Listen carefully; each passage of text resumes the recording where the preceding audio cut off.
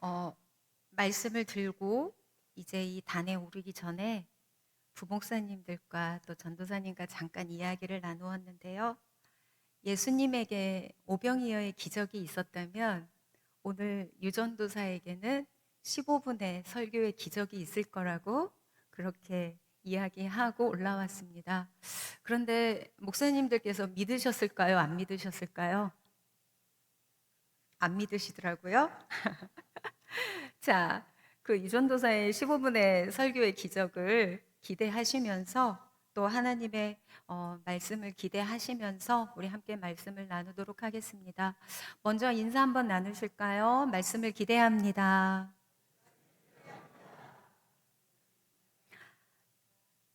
네.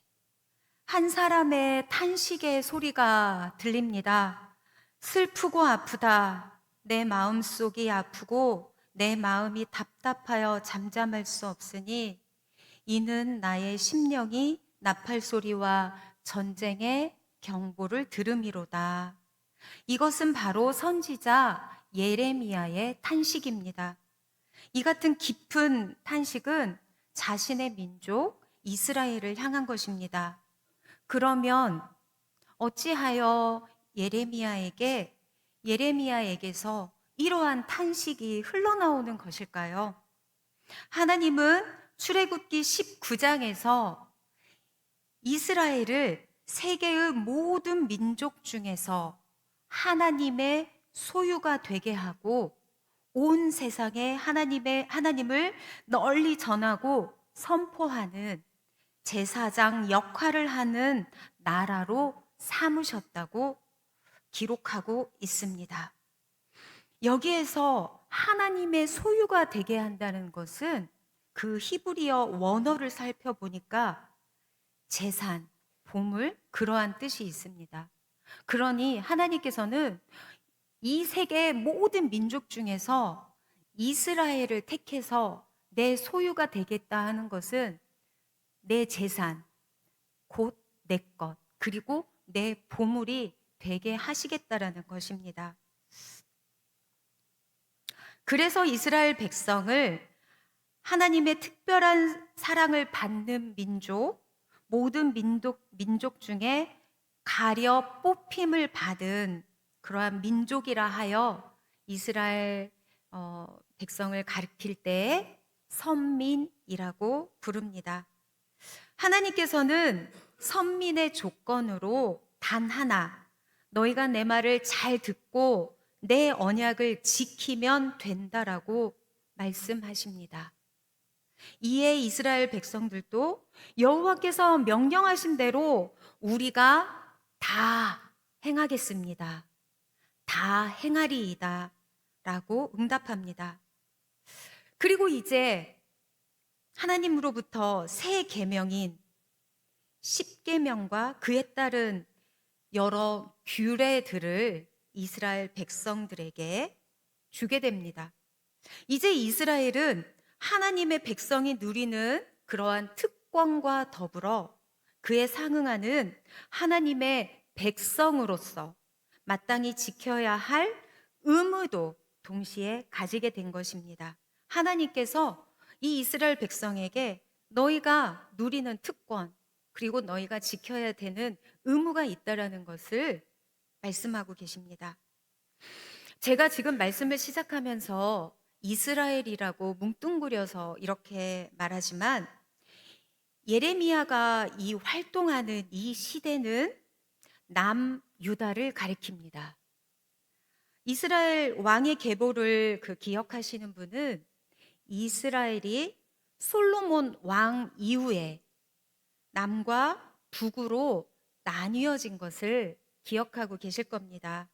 나뉘면서 북쪽은 그대로 이스라엘이라는 그 이름을 사용했고 남쪽은 유다라는 그러한 이름을 사용했습니다.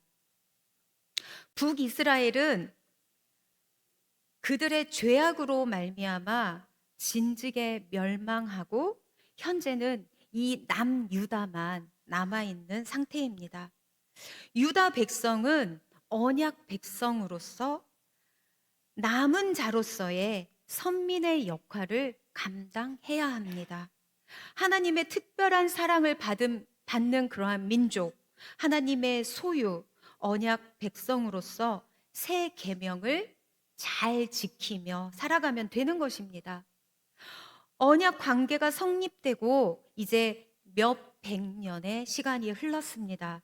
그런 그들에게 하나님께서 예레미야 선지자를 통해 하시는 말씀은 놀랍게도 다가올 하나님의 심판을 경고하십니다. 경고함으로써 유다 백성에게 회개를 촉구하는 그러한 말씀이었습니다. 그렇다면 하나님은 왜 선민 유다 백성에게 심판을 경고하시고 회개를 촉구하시는 걸까요? 그것은 바로 언약 백성인 유다가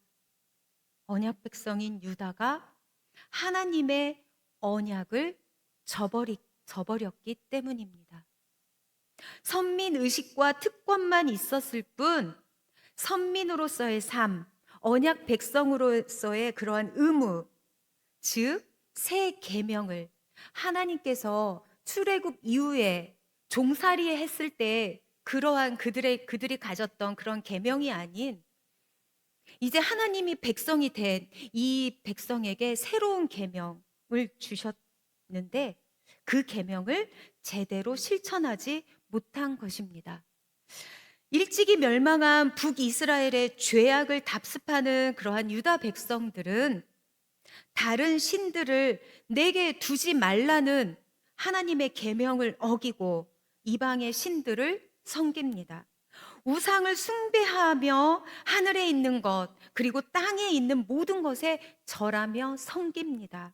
우상 숭배로 말미암아 각종 타락에 빠져들고 이방 강대국의 군사력을 하나님보다 더 의지하는 그러한 심각한 위기에 놓이게 된 것입니다. 극심한 죄악에 빠진 이 동족을 향해 하나님의 극렬한 심판을 선언해야 했던 이 예레미야는 동족을 향한 고뇌와 죄악에 대한 그러한 의분으로 매 순간 눈물로 사명을 감당해야 했습니다. 그래서 이 예레미야에게 붙여진 별명이 눈물의 예언자잖아요.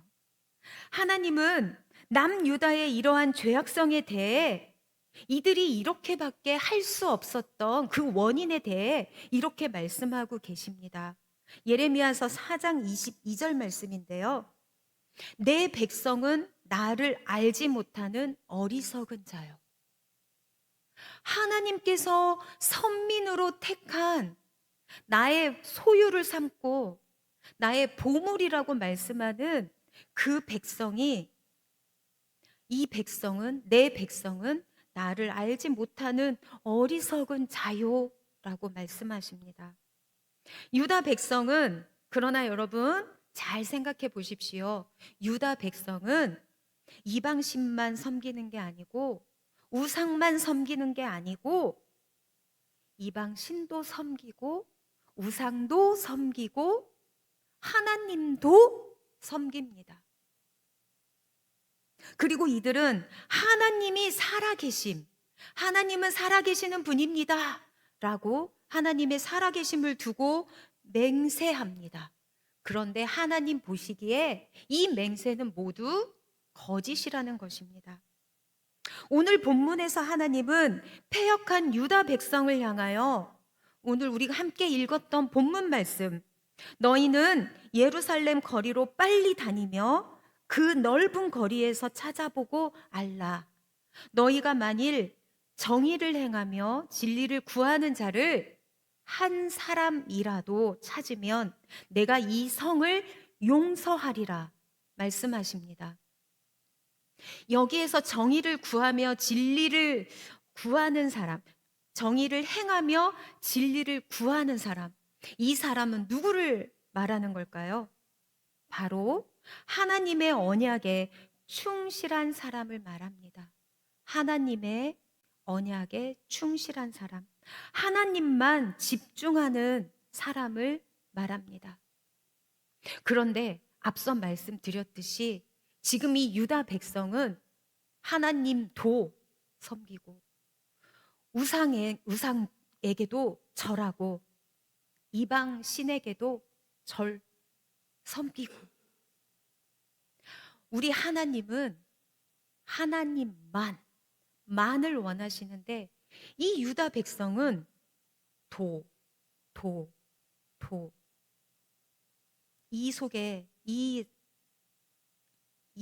도에 사로잡혀 있습니다. 그렇습니다. 유다에는 예루살렘 성전이 있습니다. 그래서 그 거룩한 성전에서 일하는 사람들, 그 하나님의 계명과 규례를 누구보다도 잘 아는 제사장, 그리고 레위지파, 서기관, 그리고 수많은 이러한 종교 지도자들이 이 성전 안에 있었기 때문에 하나님과의 언약에 충실한 사람을 찾을 수 있을 거라 생각을 합니다. 그리고 수많은 유다 백성도 있습니다.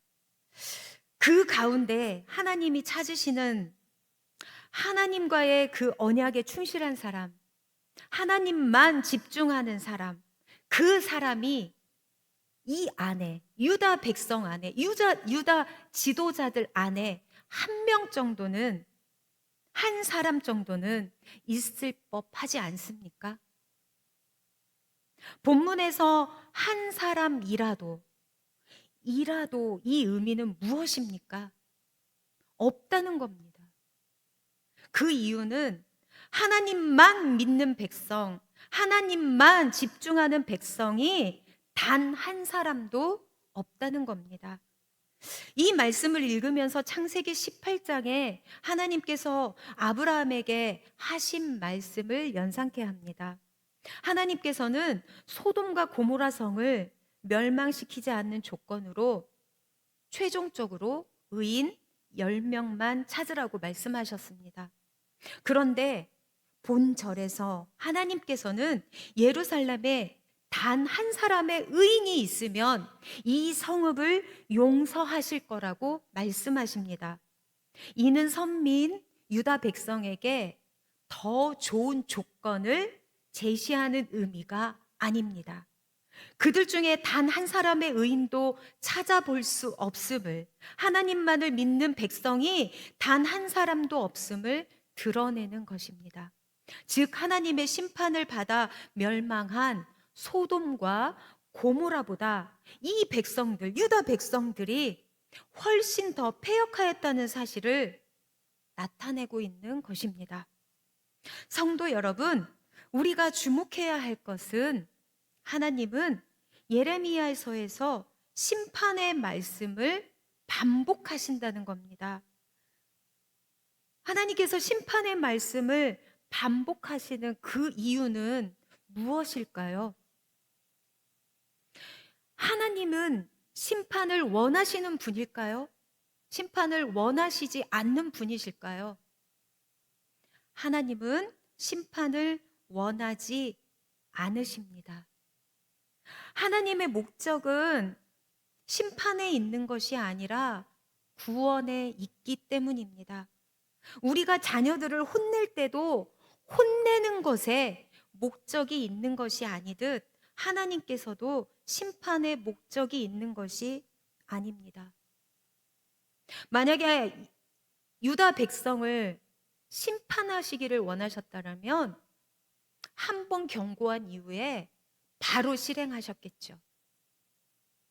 돌이키고 돌아오기를 하나님은 기다리신 겁니다.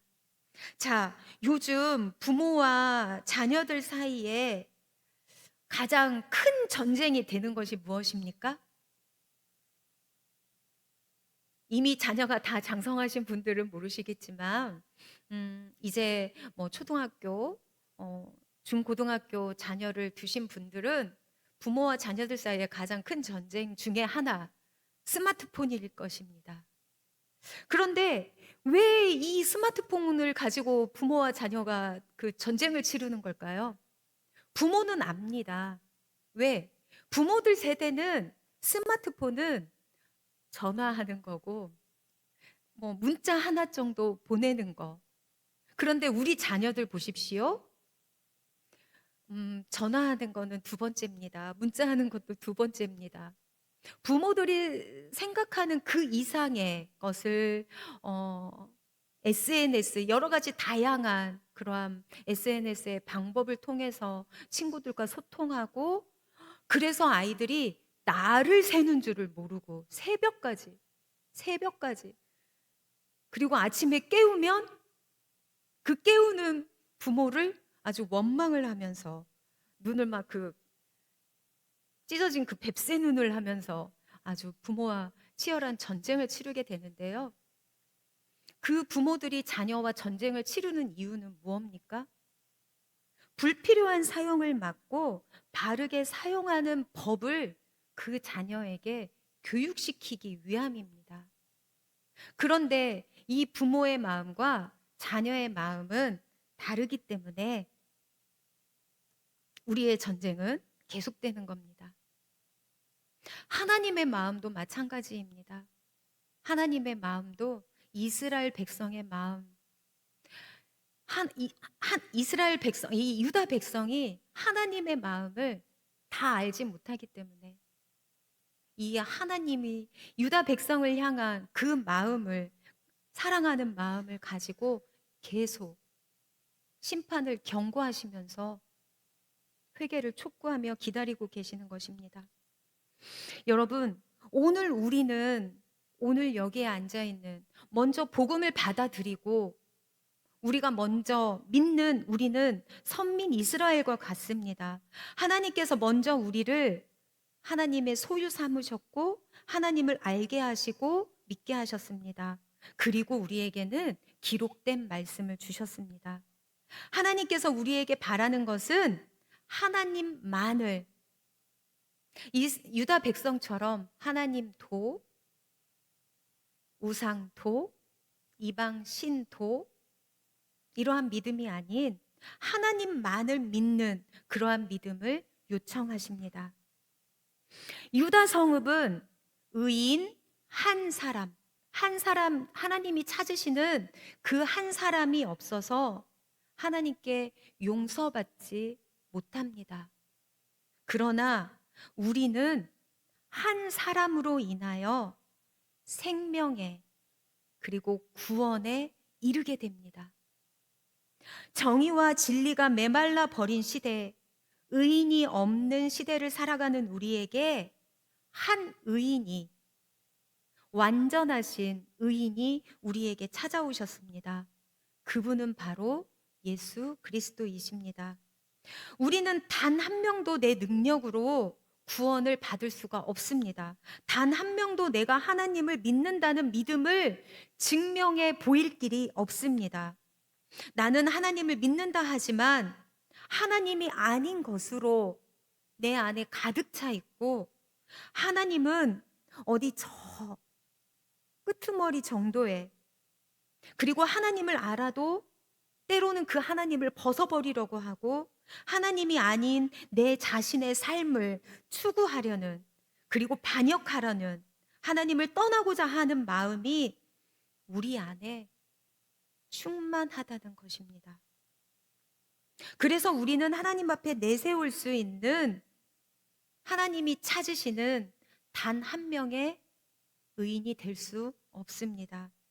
그래서 예수님, 한 사람이 우리에게 오셔서 우리가 할 수 없는 그것을 예수님께서 고난받고 죽으심으로, 그리고 우리에게 당신의 생명을 내어 주심으로 온전히 이루셨습니다.